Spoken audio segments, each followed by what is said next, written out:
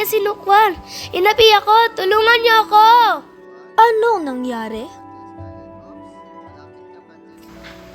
Yung mga anak ko, hindi pa naisisilang ng Hamas ng pinaslang. Hindi!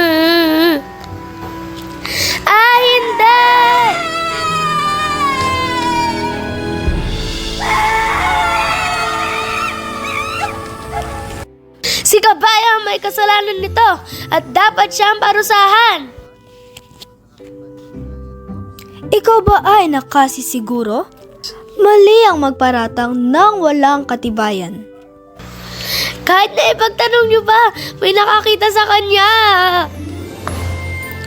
Kuneho, kunyango, hanapin ninyo si Kabayo para harapin ang bintang ng ibon. Masusunod po! Kabayo! Kabayo! Hehehe, wala siya dyan. Dali-dali siyang umalis. Mukhang balisa. Saan siya pumunta? Ba't ang dami niyong tanong, ha?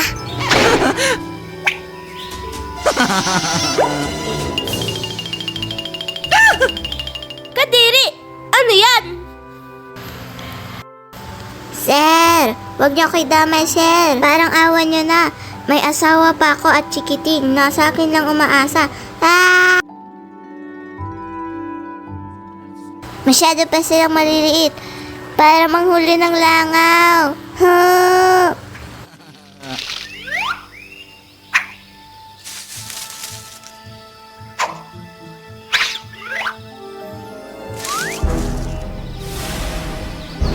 Takbo na, Kabayo! Takbo! Hoy! Hinto! Huminto ka kung ayaw mo masaktan!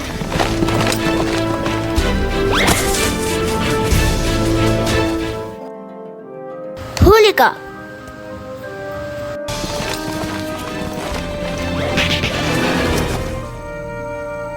Tama na yan! Tumatakas ka eh! Ay, Sinukwan ka magpaliwanag!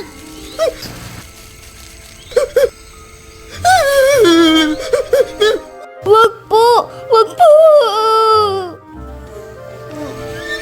Sinukwan, hindi ko po sinasadya. Matapakan ang pugad ni Ibon. Kasalanan nito ni Palaka. Si Palaka? Tumawa po siya ng pagkalakas-lakas kaya nagulat ako.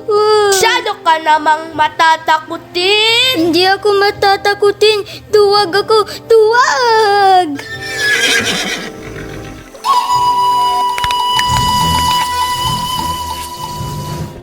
Alam mo naman na siguro kung ba't kami andito. Wala akong kasalanan, kaya wala akong bahala. Handa na ako sumuko. Mahal na Sinukwan, di ko po sinasadya Na mapakokok na malaki na ikinagulat ni Kabayo at nasira ang pugad. Sa totoo lang, si Pagong naman ang may kasalanan ng lahat. At bakit naman si Pagong ang sisisihin? Nananahimik po ako noon. Pinagmumunian ang kahulugan ng buhay.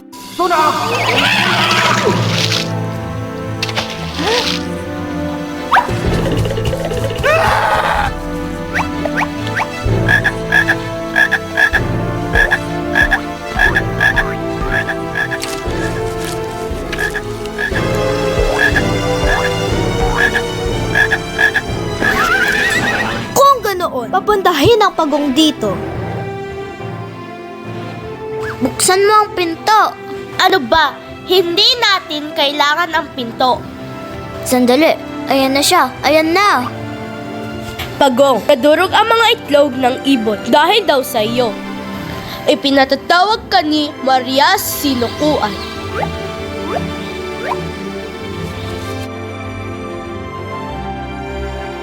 Sumama ka sa amin. Ang sakin lang po, sino naman po ang hindi magdadala ng sariling bahay kapag nakakakita ng apoy?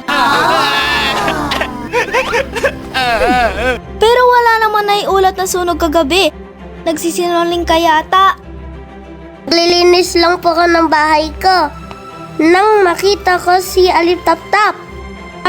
Huwag niyo siyang ilapit sa bahay ko. Susunugin niya ang bahay ko. Turuan na ang nangyayari. Asan pa si Alitaptap? Papuntahin siya rito. Bali, nadurog ng kabayo ang pugad ni Ibon dahil nagulat kay Palaka. Nang matakot sa Bagong, nang matakot sa Alitaptap. Baka naman maubos natin ang mga hayop sa bundok dahil lang sa kasong ito. Parang naaaninag ko siya. Tara! Huwag kang anduwag. Halika na!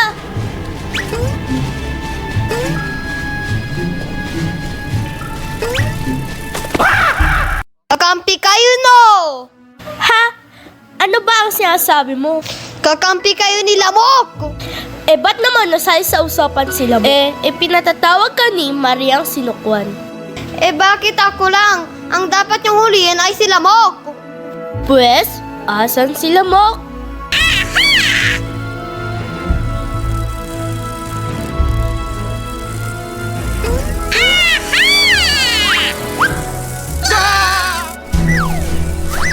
Kita nyo? May dalang itak si Lamok!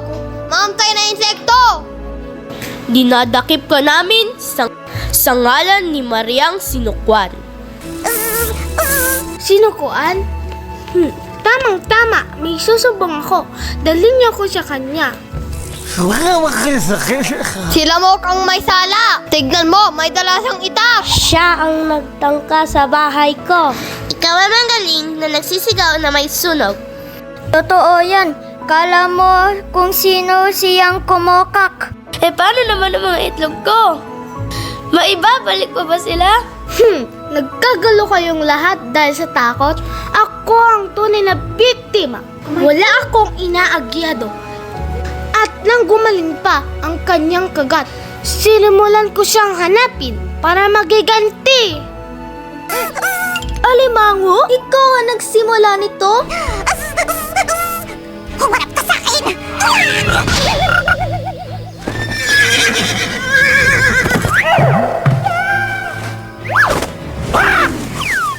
Katahimikan!